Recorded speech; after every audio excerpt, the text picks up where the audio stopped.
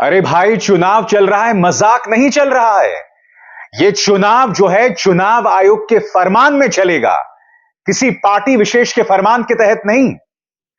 दोस्तों, मध्य प्रदेश, छत्तीसगढ़ और राजस्थान के चुनाव आप जानते हैं कितने अहम हैं, मगर इन चुनावों में खुला खेल फर्रुखाबादी चल रहा है। प्रशासन खुलेआम भारतीय जनता पार्टी का साथ दे रही है और अब जो एक नया वीडियो आया है ना, वो होश उड़ाने वाला है।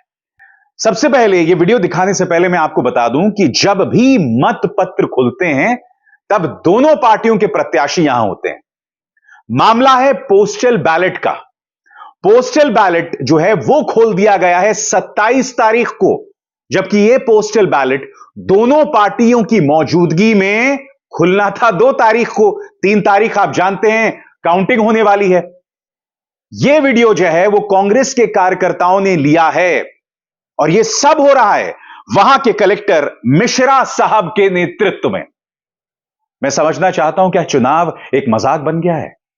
क्या खुलेआम इस तरह की हरकतें की जाएंगी जहां पर आप पोस्टल बैलेट जो है खोल देंगे एक पार्टी की गैर मौजूदगी में? मैं चाहूंगा आप ये 2 मिनट का वीडियो देखिए जो मध्य प्रदेश कांग्रेस ने अपने हैंडल पर पेश किया है।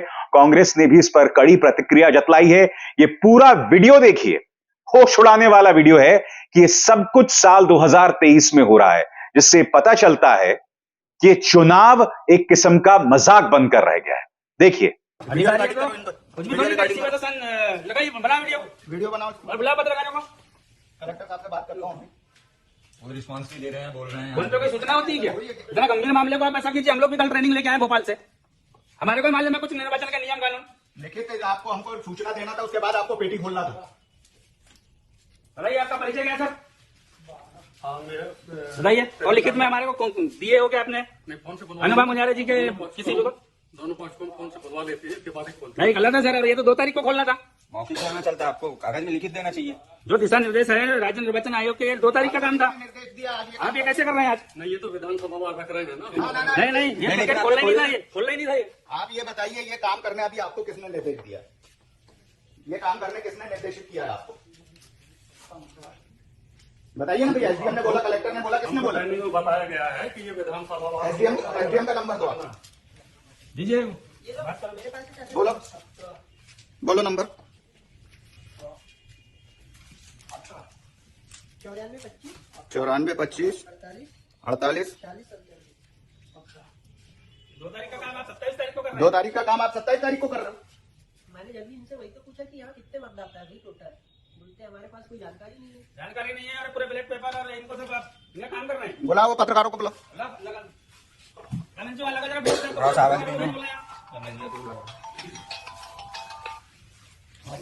ऐसा थोड़ी अपनी मर्जी से कुछ भी काम करेंगे।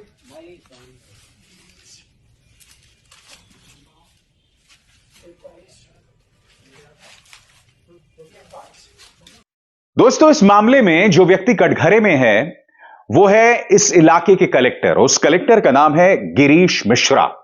आप देख सकते हैं मध्य प्रदेश कांग्रेस ने क्या कहा है। निर्वाचन को कलंकित करते बालाघाट कलेक्टर। मध्य प्रदेश के बालाघाट के कलेक्टर डॉक्टर गिरीश मिश्रा ने आज 27 नवंबर को ही स्ट्रांग रूम खुलवाकर बिना अभ्यर्थियों को सूचना दिए डाक मतपत्रों की पेटियां खोल दी। अंतिम सांसें गिनती शिवराज सरकार और सरकार की अंधभक्ति में लीन कलेक्टर लोकतंत्र के लिए बड़ा खतरा है। कांग्रेस का एक एक कार्यकर्ता सतर्क और चौकन्ना रहे। बीजेपी की करारी हार से बौखलाई चोरी किए सरकार और कुछ सरकारी दलाल वोट चुराने की फिराक में हैं।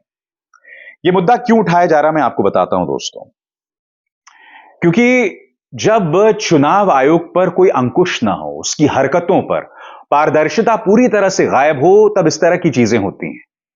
प्रशासन खुलेआम सत्ता पक्ष का खेल खेलता है और हमने इसकी मिसाल बिहार के चुनावों में देखी थी, जहां कम से कम 5 ऐसी सीटें थीं जहां कायदे से आरजेडी को जीत जाना चाहिए था, मगर वहां पर भी प्रशासन ने अपना खेला दिखा दिया था।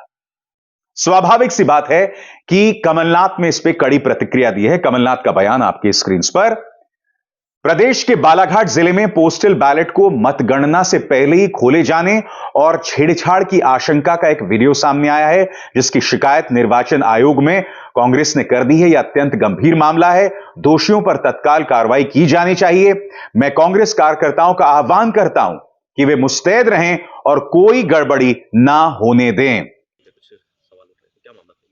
देखिए, ऐसा है कि जो पोस्टल बैलेट का हमारा अस्थायी स्ट्रांग रूम है, तहसील के कक्ष क्रमांक 8 में बना हुआ है और यहाँ बाकायदा सीसीटीवी कैमरे लगे हैं, 1-4 की गार्ड लगी हुई है और जो राजनीतिक दल है और अभ्यर्थी है उनको बाकायदा लिखित सूचना और उनको डेली जब हमारा 3 बजे खुलता है ये स्ट्रांग रूम, क्योंकि डेली हमारे ईटीपीबीएस आते हैं, उन ईटीपीबीएस को यहाँ रखने के लिए और बाकी शॉटिंग वगैरह करने के लिए आज ये स्ट्रांग रूम खोला गया था। राजनीतिक दल के अभ्यर्थी प्रतिनिधि भी यहाँ पर रहे हैं। कुछ लोगों को शायद इसमें कन्फ्यूजन हो गया कि साहब वहाँ पोस्टल बैलेट को खोल के बगरा दिया गया, ये वो, ऐसा कुछ नहीं है, क्योंकि हमारे फैसिलिटेशन सेंटर में अन्य 5 विधानसभाओं के भी मत डले हैं, उनको शॉर्टिंग करके और 50-50 के बंडल बनाकर उसको व्यवस्थित किया जा रहा है। बाकी इसके अलावा कोई कार्रवाई नहीं। सीसीटीवी एक अंदर भी लगा हुआ है और एक बाहर भी हमने लगाया सुरक्षा के हिसाब से। निर्वाचन में कोई अवकाश का दिन नहीं होता, क्योंकि हमें डेली काम करना होता है। निर्वाचन टाइम बाउंडेड प्रोग्राम है, उसमें अवकाश की कोई भी गुंजाइश नहीं होती है। दोस्तों, यकीन मानिए, अगर यह मुकाबला बहुत करीबी हुआ, यानी कि 5 से 10 सीटों का भी अंतर हुआ, तो यहां पर प्रशासन की अहम भूमिका होने वाली है। और यहां पर सिर्फ मैं इस कलेक्टर मिश्रा की बात नहीं कर रहा हूं, मैं आपको सतना भी ले चलूंगा दोस्तों। वहां पर भी एक और कलेक्टर हैं जो अपना कमाल दिखा रहे हैं, और यहां पर एक मंत्री हैं गोविंद राजपूत, उनकी मदद की जा रही है। और कैसे मदद की जा रही है दोस्तों, आपको दैनिक भास्कर की एक खबर देखनी पड़ेगी। मगर वो खबर देखने से पहले मैं आपको पूरा मामला बताता हूं, हुआ क्या है। गोविंद राजपूत एक मंत्री हैं, यानी कि शिवराज सिंह सरकार में मंत्री हैं।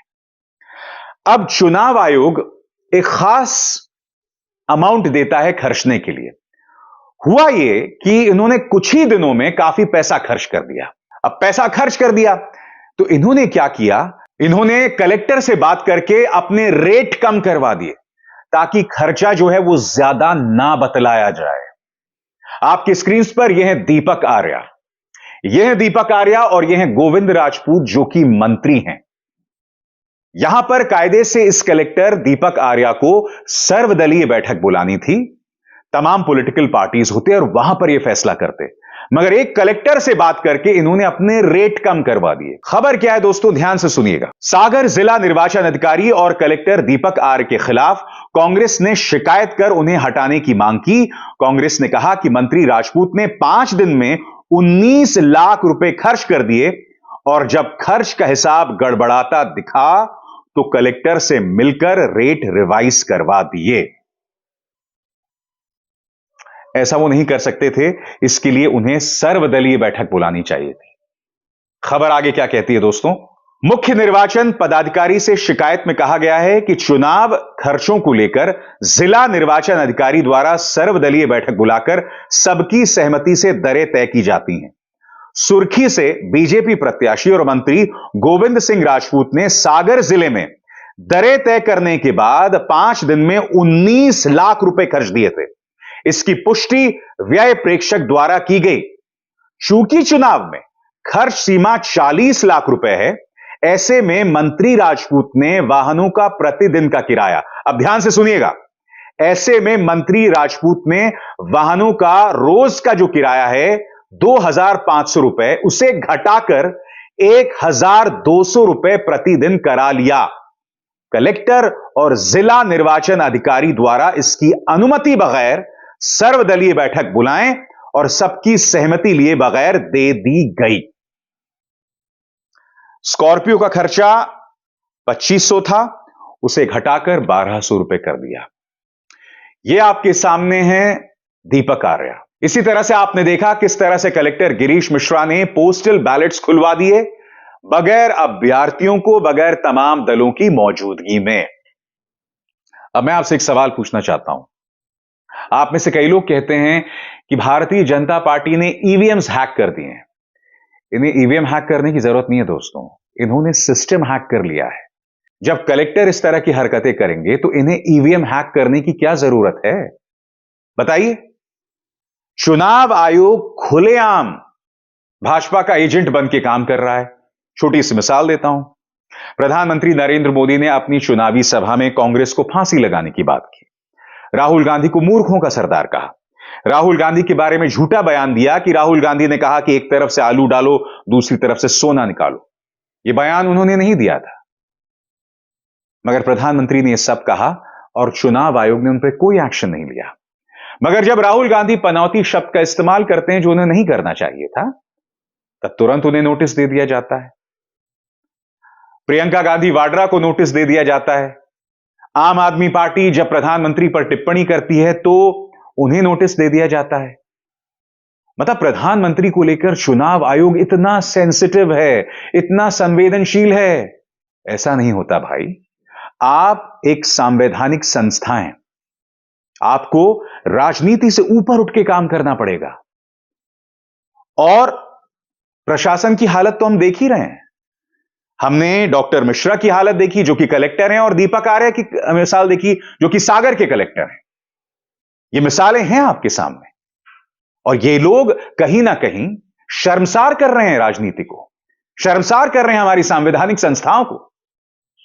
इसीलिए मैं बार बार कह रहा हूं दोस्तों, बहुत जरूरी हो जाता है कि चाहे प्रशासन हो चाहे चुनाव हो, वो राजनीतिक दबाव से ऊपर होना चाहिए। और यह तभी होगा जब चुनाव आयोग पक्षपाती नहीं होगा। अब आप समझे कि सुप्रीम कोर्ट के फैसले को क्यों पलट दिया मोदी सरकार ने। जो लोग आप में से नहीं जानते हैं, सुप्रीम कोर्ट का फैसला आया था और उस फैसले में कहा गया था कि चुनाव आयुक्तों का जो चुनाव होगा उस पैनल में 3 लोग होंगे, प्रधानमंत्री, नेता विपक्ष और chief justice of India. Modi सरकार ने इस फैसले को ही पलट दिया। उन्होंने कहा नहीं, इस पैनल में 3 लोग होंगे, प्रधानमंत्री, नेता विपक्ष और एक मंत्री। यानी कि भाजपा के पक्ष में 2:1 का रेशियो, बहुमत का रेशियो। अब जाहिर सी बात है, जब तमाम चुनाव आयुक्त जो हैं वो मोदी सरकार की कृपा से आएंगे, भाजपा की कृपा से आएंगे, तो क्या आपको लगता है इस तरह के कलेक्टर्स पर कोई कार्रवाई होगी? तो क्या आपको लगता है इन कलेक्टर्स के मन में खौफ होगा कि अगर हम खुलेआम भाजपा के पक्ष में प्रचार करेंगे तो हमें इसका खमियाजा भुगतना पड़ेगा? मगर जाहिर सी बात है दोस्तों, जब तक यह सरकार है यह हरकतें जारी रहेंगी, जो अपने आप में कितने शर्म की बात है। ये चुनाव ऐसे में छलावा बन जाते हैं। जैसे मैंने कहा, आपको ईवीएम हैक करने की जरूरत नहीं है, आपने तो सिस्टम ही हैक कर दिया है। What a crying shame. बोल खिलाफ आजाद है तेरे में, बस इतना ही। अभिसार शर्मा को दीजिए इजाजत। नमस्कार। स्वतंत्र और आजाद पत्रकारिता का समर्थन कीजिए, सच में मेरा साथी बनिए। बहुत आसान है दोस्तों, इस ज्वाइन बटन को दबाइए और आपके सामने आएंगे ये 3 विकल्प, इनमें से एक चुनिए और सच के इस सफर में मेरा साथी बनिए।